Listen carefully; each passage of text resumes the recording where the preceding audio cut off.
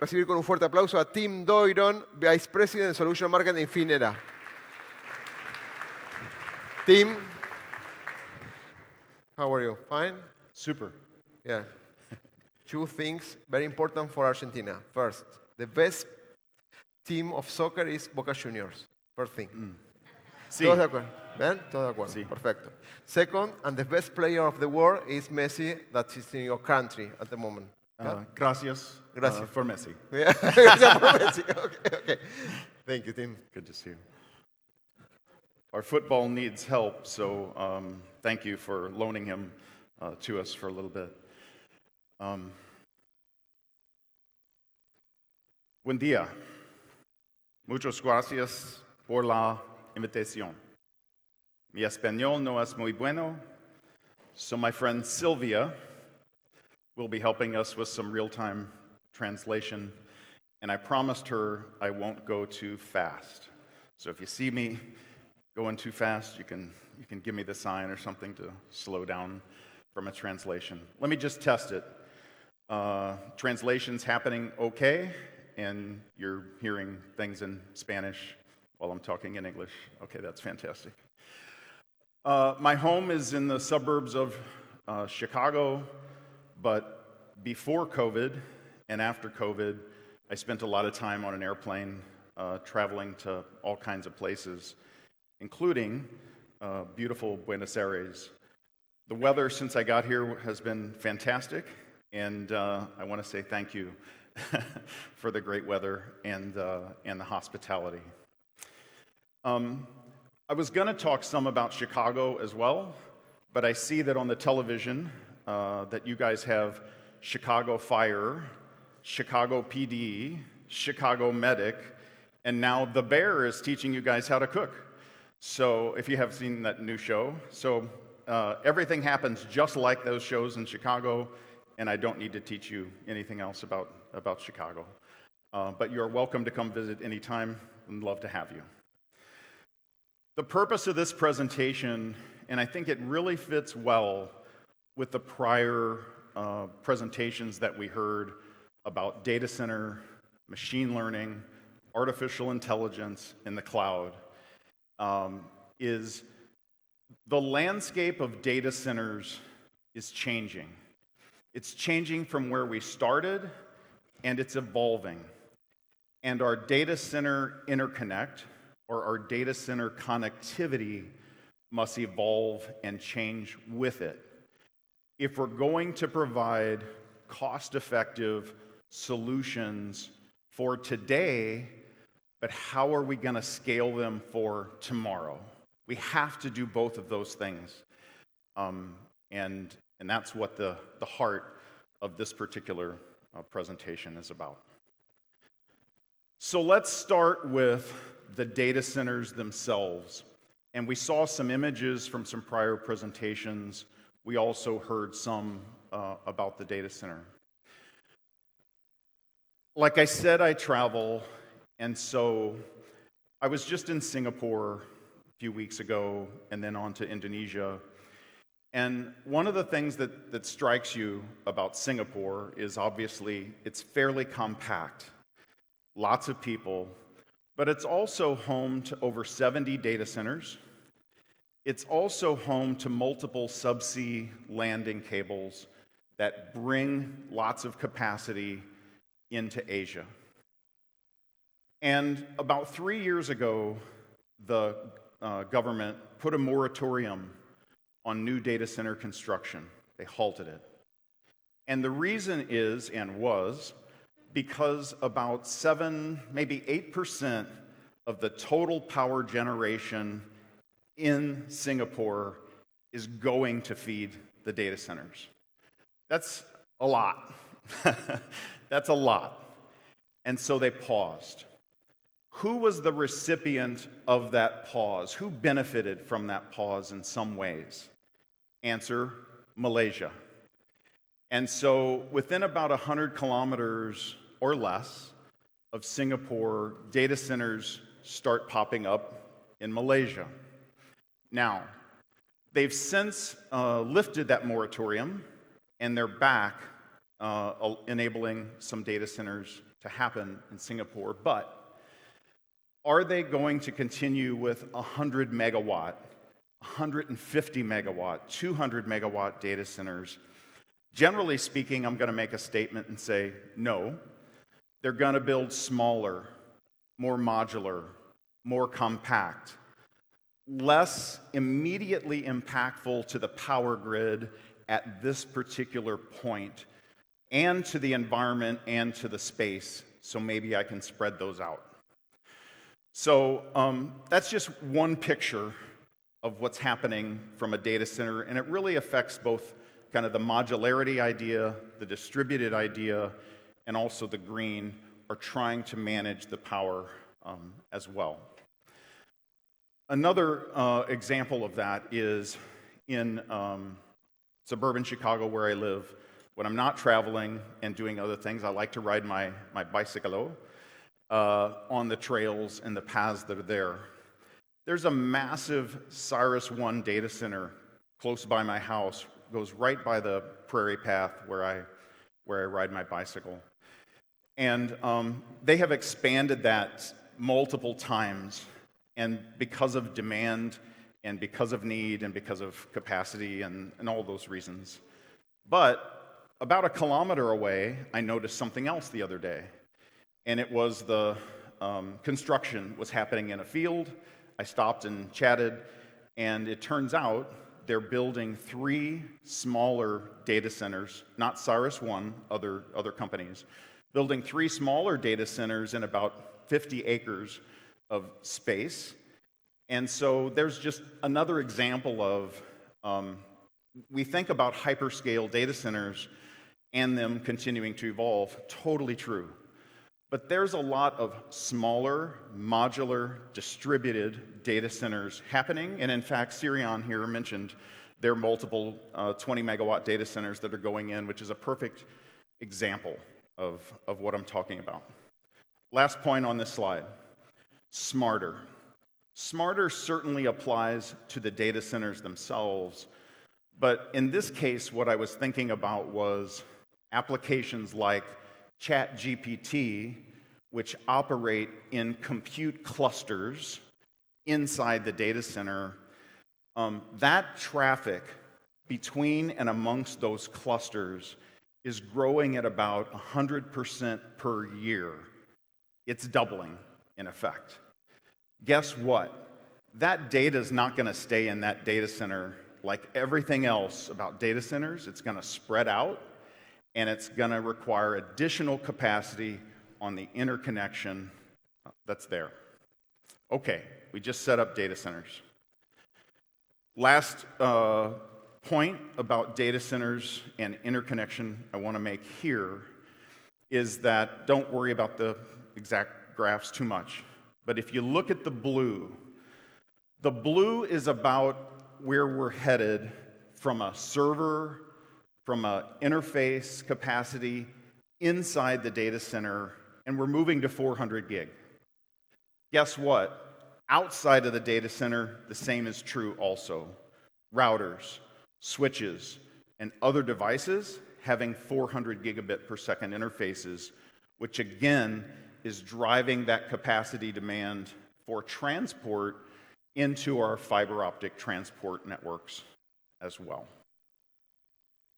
Okay, what are we going to use to carry this capacity and to connect these data centers?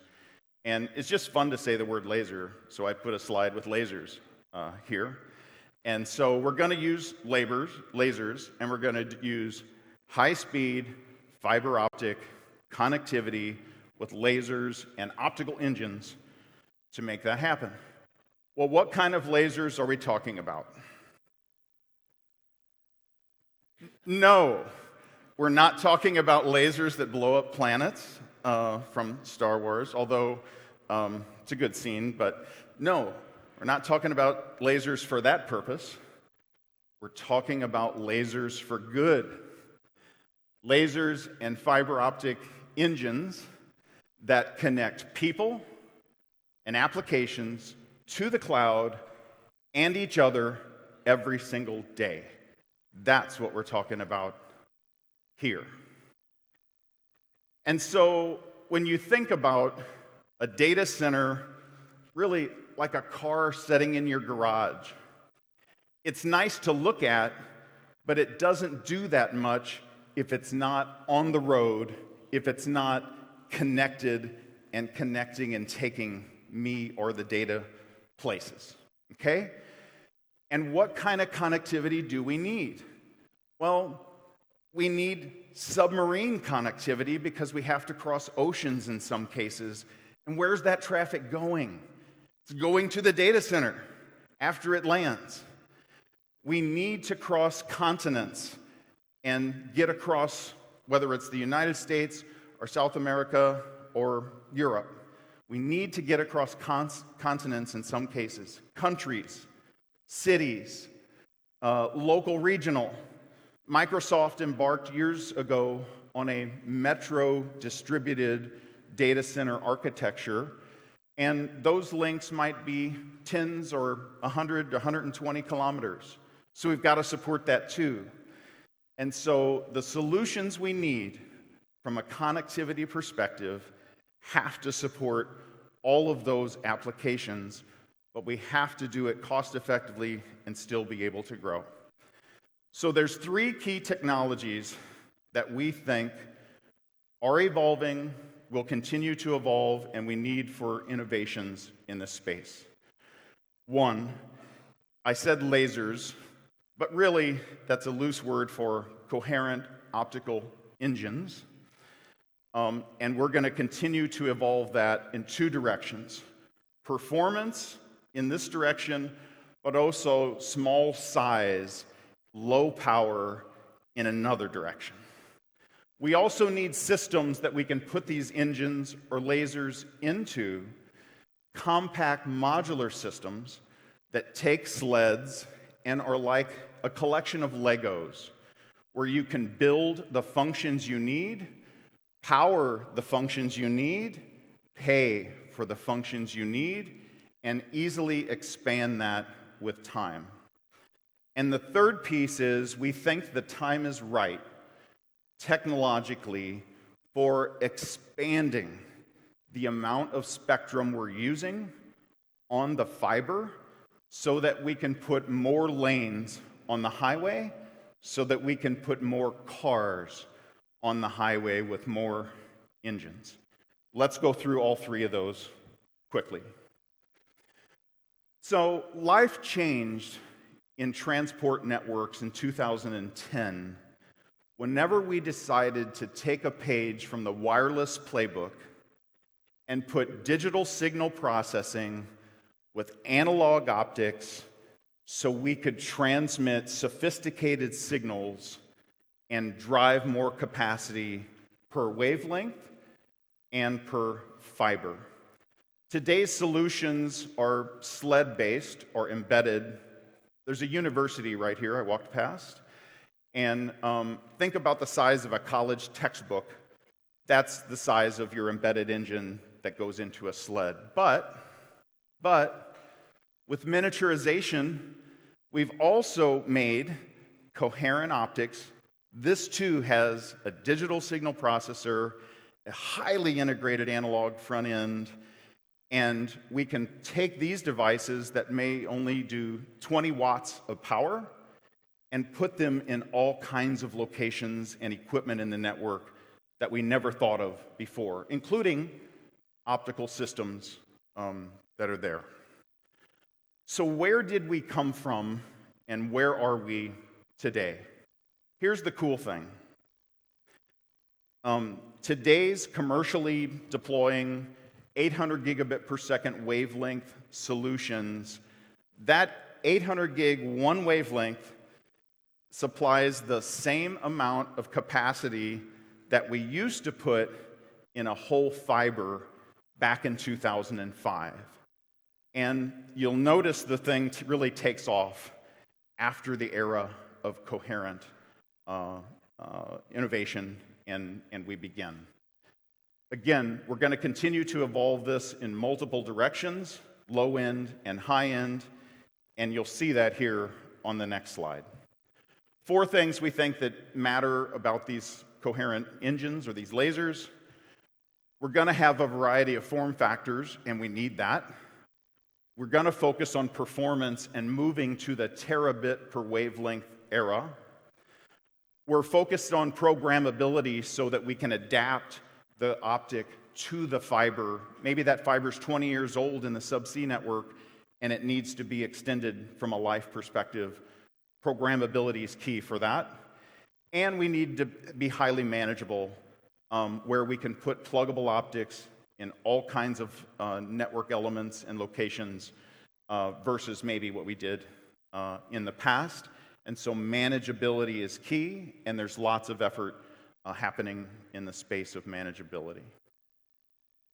Let's shift now to systems, and I just use the phrase compact modular, but again, think about a set of Legos that I can put together based on the size of the data center and what the data center needs. Does it need to launch a wavelength? Maybe. Does it need to amplify something? Does it need to switch the wavelength? With these compact modular platforms and the ability to apply those Legos to what we need, and multi-chassis capability where we can daisy chain these chassis together, we have a way to go in at least cost at the beginning and hit the capacity demands day one, but also extend that to day 2, 3, 4, and 5. And we want to be able to put, with these different engines, a lot of different cars on the highway, from motorcycles to big trucks. Went too fast. Okay. If we take the optical engines or the lasers, and we combine that with the systems that we just talked about, what kind of solutions could we provide? Well, the answer is here. We have typically embedded engines. Again, think of that textbook-sized device that can go into a compact modular platform where fiber is scarce and it's precious, and we need to eke out the most spectral efficiency humanly possible. That's where embedded engines thrive. Subsea, intercontinental, what we would say long haul, and the rest. But there's other cases where maybe we don't need that same capacity reach performance, or fiber is available, more readily available. And so we can use these pluggables inside of the same optical systems that we've talked about. But then there's another paradigm too, where maybe we're talking about that metro distributed data center, and that's where pluggables into routers, call it IP over dense wave division multiplexing, but that's where pluggables and routers and switches and other devices can come to play. And we're providing the best of both worlds, right economics, matching the right need, and matching the extensibility aspect as well. Finally, the third piece of this. We've expanded the transmission spectrum on fiber before, and we went from 4 terahertz, which was what was called standard C-band, but 4 terahertz to 4.8 terahertz, and now we think with the state of technology, the time is right to go to 6.1 terahertz, in effect providing a 27% capacity expansion with really minimal cost implications. And that's just the intersection of integration, innovation, time, and optoelectronic miniaturization. Guess what? There's another band called the L band, and we can apply the same expansion there to, if the fiber runs out of gas with extended C to super C, someday you could also add L band or a whole nother band to that transmission. Again, just think about more cars on the highway and us cost effectively adding more lanes to the highway that runs between the airport that I came in on and downtown here, Buenos Aires. So let's bring this all together. We talked about the landscape of data centers are changing. We still have hyperscale data centers, and lots of them, and bandwidth demands are still growing for those data centers. But increasingly, we see a need for modular and distributed data centers as well. And so we need evolutions in pluggable and embedded optical engines. We need to continue to evolve our compact modular platforms, Legos, so that we can mix and match what's needed in each data center or each transmission location. And we think the time is right economically to apply increased spectrum onto the fiber, something called Super C, so that we can put more cars on the highway, always driving to improve the economics on a price per bit, power per bit basis. And look, at Infinera, we are thrilled to be a partner with Cirion, where together, we are bringing people and applications to the cloud and each other every single day. Thank you very much for your time, and great to be with you.